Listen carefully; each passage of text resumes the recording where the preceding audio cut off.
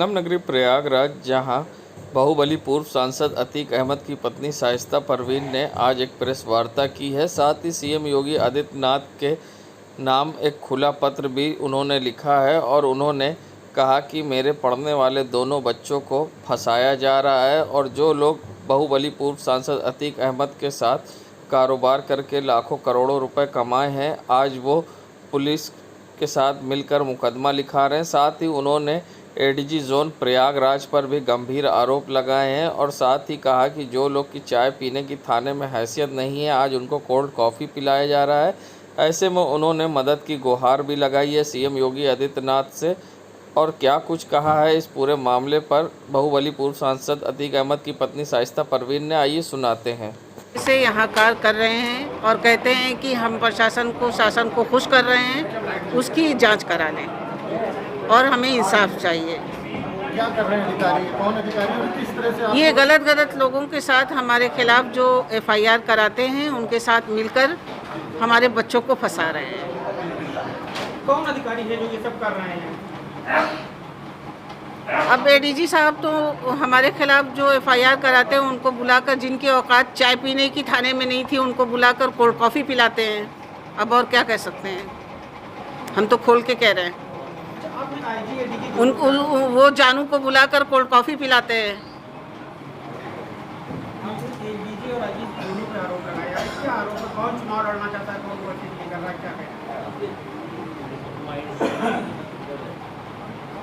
अब ये लोग तो आप जान जाएंगे, जब चुनाव का वक्त आएगा तो आप लोग को पता चल जाएगा। आपका कहना ये है कि प्रयागराज के आईजी और एडीजी बच्चों को आपके फंसाने में शामिल है? जी। क्यों ऐसा कर रहे हैं? अब उन लोगों से मिले हुए हैं जो हमारे खिलाफ हैं। आपके खिलाफ जो लोग हैं वो आपके रिश्तेदारी हैं? जी। कौन है इसमें?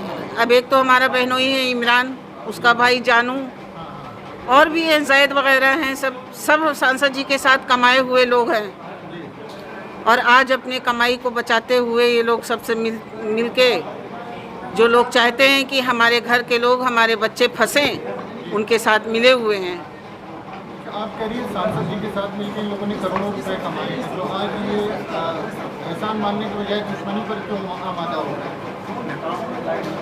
अब ये तो वही बता सकते हैं क्यों आमादा हुए। बस इंसाफ चाहिए हमें, इसकी जांच करा ले, मेरे बच्चों को न फंसाया जाए। मेरे पढ़ने वाले बच्चे हैं और अभी अली तो हमारा अभी इंटर ही किए हुए था और यूनिवर्सिटी में एडमिशन लेने के लिए जा रहा था, जबकि उसको फंसा दिया गया। और उसको गलत तरीके से न फंसाया जाए, उसकी जांच करा ले। एकदम गलत एफआईआर करके हमारे बच्चे को जेल भेजा गया। हाँ, पहल की है हमने, कई तरह की कोशिश की है। अगर मुलाकात सीएम साहब करेंगे, वो सबके मुख्यमंत्री हैं, तो हम भी मुलाकात करेंगे। क्या कहेंगे आपने? बस यही कहेंगे, मेरे बच्चों को इंसाफ दिला दें। सरकार की सुनते हैं पहले की गई? नहीं, कुछ अधिकारी सरकार को खुश करने के लिए कुछ अधिकारी अपनी मनमानी भी करते हैं। ऐसा नहीं है सरकार मेरे बच्चों को नहीं फंसाना चाहती। ये कैसे कह सकती हैं आप?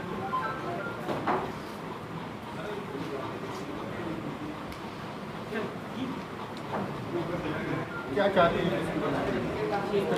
बस इंसाफ चाहते हैं, मेरे बच्चों को इंसाफ आप लोग के ज़रिए मैं पत्र देना चाहती हूँ मुख्यमंत्री को, और इंसाफ हमें चाहिए, इसकी जांच करा लें। अच्छा, हमारे माध्यम से आप मीडिया के माध्यम से लोग अपनी बात कहते हैं, मुख्यमंत्री जी से क्या अपील करना चाहिए, क्या कहना चाहेंगे?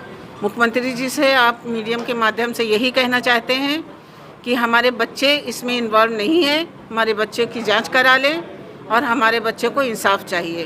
अच्छा, सांसद जी ने अभी मुख्यमंत्री की तारीफ की थी, आप क्या कहेंगे इस बारे में? मुख्यमंत्री जी हैं, बहादुर हैं, ईमानदार हैं। सांसद जी उनके साथ पार्लियामेंट में रह चुके हैं, वो जानते होंगे बेहतर। उन्होंने कहा मेहनत भी कर रहे हैं, लेकिन इतनी कार्रवाई होने के बाद भी आप लोगों के खिलाफ तारीफ कर रहे हैं आप? वो उनकी पॉलिसी में होगा, कार्रवाई उनकी पॉलिसी में है तो कार्रवाई कर रहे हैं। तारीफ आप उनके काम की कर रहे हैं? जी, तारीफ उनके काम की कर रहे हैं, बहादुर है, ईमानदार हैं। बच्चों के लिए भी आप इंसाफ की मांग करेंगे? बच्चों के लिए इंसाफ चाहिए हमें जी। संगम नगरी प्रयागराज जहां डेंगू के बढ़ते प्रकोप को लेकर हर कोई परेशान है, प्लेटलेट की शॉर्टेज है। ऐसे में अब कांग्रेस के नेता इरशाद उल्ला ने कॉलविन हॉस्पिटल के ब्लड बैंक पर गंभीर आरोप लगाए। उनका कहना है दलालों के द्वारा प्लेटलेट बेची जा रही है और प्लेटलेट लोगों को मिल नहीं पा रही है। प्लेटलेट के लिए लंबी लाइनें लगी हैं। ऐसे में कई मरीजों की जान जा चुकी है और साथ ही उन्होंने प्रशासन और सरकार से जाँच की मांग की है और साथ ही कई गंभीर आरोप भी लगाए हैं। ऐसे में क्या कुछ कहना है कांग्रेस नेता इरशाद उल्ला का इस पूरे मामले पर प्लेटलेट को लेकर, आइए सुनाते हैं आपको क्या कुछ कहा है। डेंगू महामारी एक बहुत भयंकर महामारी पूरे जनपद में फैली हुई है और जो स्वास्थ्य विभाग है पूरी तरीके से उदासीन है। लोगों को प्लेटलेट नहीं मिल रहा है, हर हॉस्पिटल में जाइए लंबी लंबी लाइन लगी हुई है और हर आदमी परेशान इससे दुखी है और कितने लोगों की जानें चली गई, कई डॉक्टरों की भी प्लेटलेट न होने की वजह से जानें चली गई। हम पूरे इस मामले में देखना चाहते हैं कि पूरे मामले में जांच होनी चाहिए। जो प्लेटलेट जो यहाँ पे एक्स्ट्रा आ रहा है वो जा कहाँ रहा है, क्योंकि प्लेटलेट की न होने की वजह से लोगों की जान जा रही है और जो प्रशासन और यहाँ का जो प्रशासन ये कह रहा है कि ब्लड तो मुहैया है लेकिन प्लेटलेट नहीं है, लेकिन प्लेटलेट जो ब्लड से निकल रहा है, एक्स्ट्रा निकाला जा रहा है, वो प्लेटलेट कहाँ जा रहा है? नहीं, एक यूनिट पे और निकलते हैं, लेकिन इसकी पूरी जांच होनी चाहिए कि रजिस्टर भी चेक होना चाहिए कि ये प्लेटलेट कहाँ जा रहा है। और हम इसकी समीक्षा बैठक की थी और साथ ही रजिस्टर के लिए यहाँ स्वास्थ्य व्यवस्था देने की बात कही थी और साथ ही यहाँ पर ब्लड की व्यवस्था पूरी बताई जा रही है। देखिए यहाँ पे भी आप देखे होंगे तमाम तरीके के, यहाँ पे भी काफ़ी दलाल यहाँ पे भी हैं। यहाँ पे दलाल के माध्यम से भी यहाँ पे प्लेटलेट बेचा जा रहा है। हम इस पूरे मामले की जांच कराने की मांग करते हैं और डीएम द्वारा ये पूरे मामले की जांच हो कि प्लेटलेट आखिर जा कहाँ रहा है और यहाँ पे जो एक पूरा रैकेट काम कर रहा है उसकी भी जाँच होनी चाहिए। इरशाद उल्ला।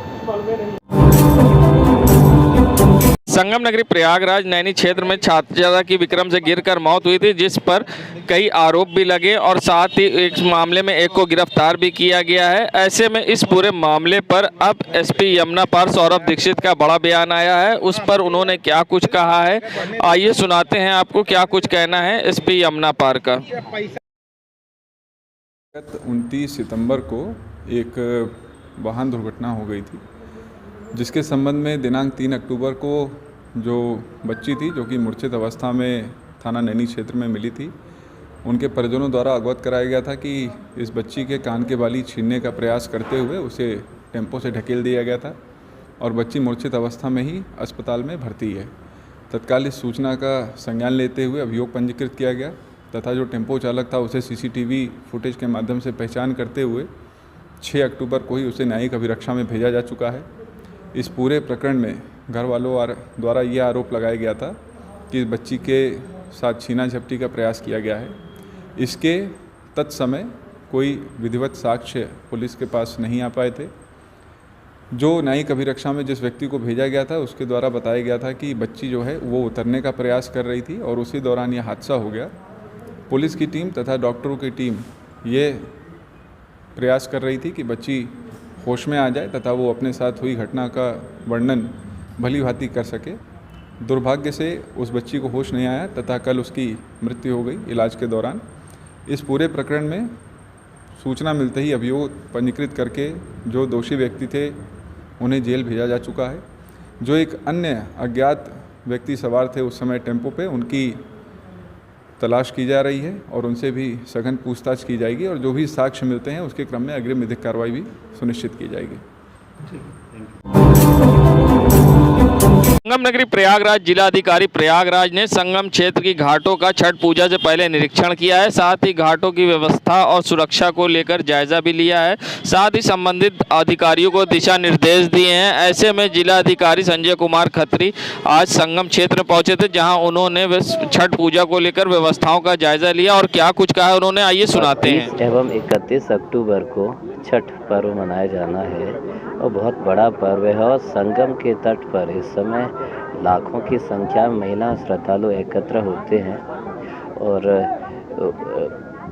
सूर्य को अर्घ्य देते हैं। तो इस यहाँ संगम तट पर हम लोगों ने जितने भी घाट हैं तो घाट को तैयार करने के लिए जो हमारी पूरी टीम है, चाहे उसमें PWD हो चाहे जल पुलिस हो चाहे मेला प्राधिकरण हो, तो सबको अवगत करा दिया है। तो उस पर हमारी कार्रवाई चल रही है। सुरक्षा की दृष्टि से हमने बांस बल्ली की और जेटी की बैरिकेडिंग हम यहाँ पर कराएंगे।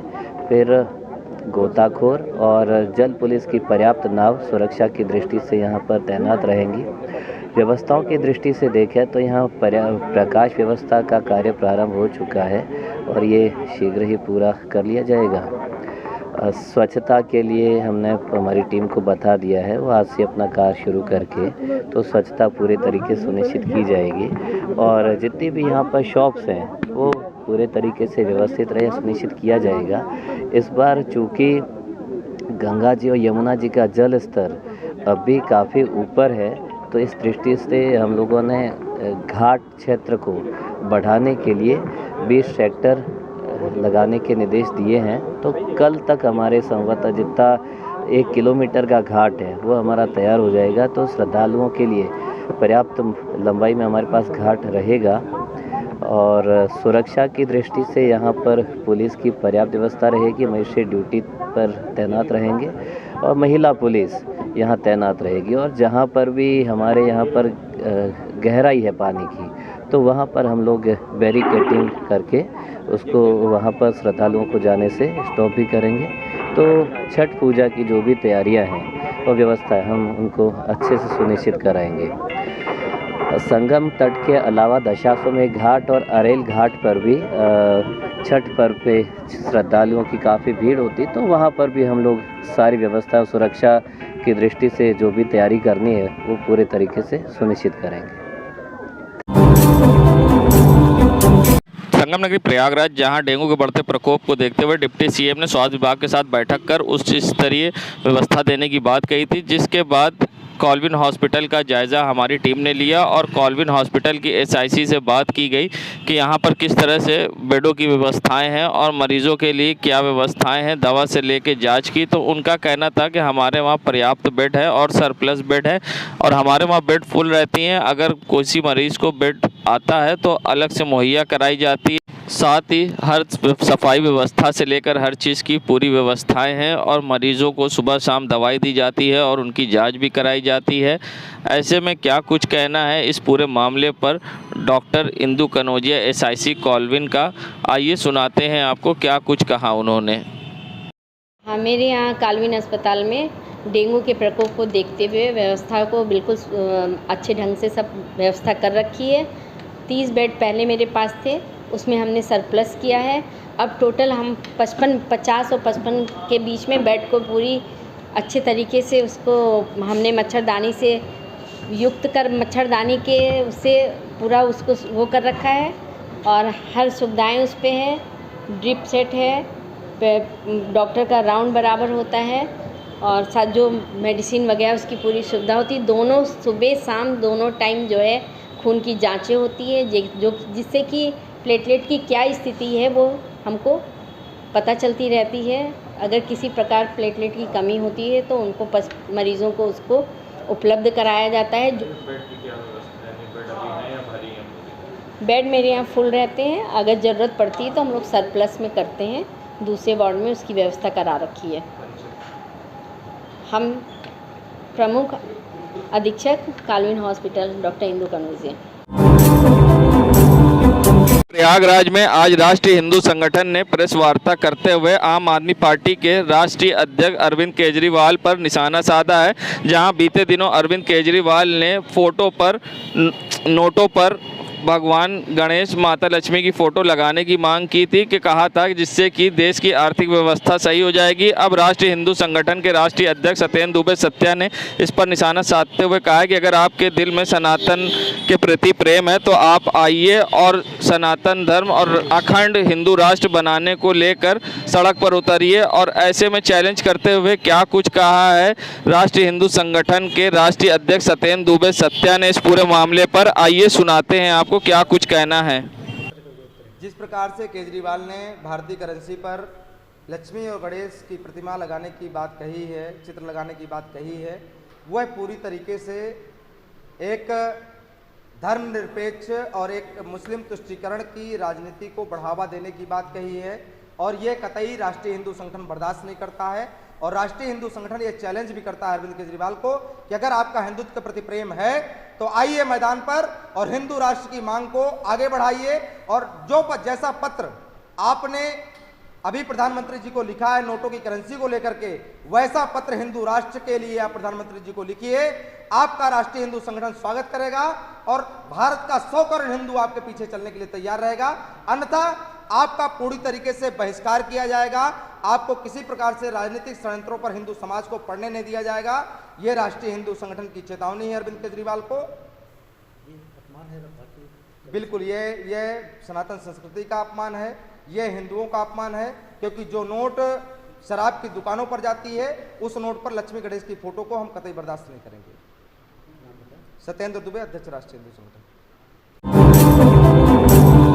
संगम नगरी प्रयागराज, जहां शहरी सीमा का विस्तार होने से नगर निगम की ओर से रसूलपुर में भी कान्हा गौशाला का निर्माण कराया जाएगा। 8 बीघे से अधिक क्षेत्रफल में शहर की दूसरी कान्हा गौशाला बनाई जाएगी। इसके पहले शंकरगढ़ यमुना पार क्षेत्र में जनवा गांव में 31 बीघे में कान्हा गौशाला का संचालन किया जा रहा है। यहां पर 1300 गौवंश एक साथ रखने की सुविधा है। रसूलपुर की कान्हा गौशाला में एक साथ 400 से अधिक गौवंश रखने की सुविधा रहेगी। 125 करोड़ रुपए की लागत से इसका निर्माण कराया जाएगा। रसूलपुर में कान्हा गौशाला बनाने की तैयारी शुरू कर दी गई है। गौशाला बनाने के लिए जमीन की भी तलाश पूरी कर ली गई है। नई कान्हा गौशाला का निर्माण होने से जो पशुपालक अपने गौवंश सड़कों पर छुट्टा छोड़ देते हैं उनको पकड़कर इन गौशाला में रखा जाएगा। शहरी क्षेत्र में गौशाला न होने के कारण कार्रवाई करने में नगर निगम को परेशानी होती थी। वहीं अब इन गौवंश जो इस तरह से सड़कों पर घूमते हैं इन पर लगाम लगाई जाएगी और इनको यहाँ रखा जाएगा। संगम नगरी प्रयागराज कहने को तो स्मार्ट सिटी है, मगर हालात गांव से भी खराब है। ये नज़ारा है सिविल लाइन के पॉश इलाके नवाब यूसुफ रोड का, जहां सड़कों पर अंधकार है और स्ट्रीट लाइट बंद पड़ी हैं। नगर निगम की लापरवाही के कारण यहां सड़कों पर अंधकार छाया है, क्योंकि स्ट्रीट लाइट बंद पड़ी है और इसी सड़क से बस स्टैंड की ओर बसें भी आती जाती हैं और सबसे व्यस्त इलाका है। मगर यहाँ पर जिम्मेदारों की लापरवाही के कारण कभी भी बड़ी दुर्घटना हो सकती है। पैदल आने जाने वाले लोगों को भी परेशानी का सामना करना पड़ता है। ऐसे में स्थानीय लोगों का कहना है हमेशा उनको दुर्घटना का खतरा सताया रहता है और आए दिन यहाँ पर स्ट्रीट लाइट बंद होती है। ऐसे में नगर निगम की व्यवस्थाओं को लेकर क्या कुछ कहना है लोगों का इस पूरे मामले पर, आइए सुनाते हैं क्या कुछ कहना है राहगीर का इस पूरे मामले पर। में बहुत दिक्कत है सर और बहुत परेशानी है। कोई घटना भी हो सकती है, एक्सीडेंट भी हो सकता है। लाइट पे रोक नहीं बिल्कुल, और अक्सर ये बंद रहती है लाइट। क्या नाम है आपका? मेरा नाम तूफाइल खान।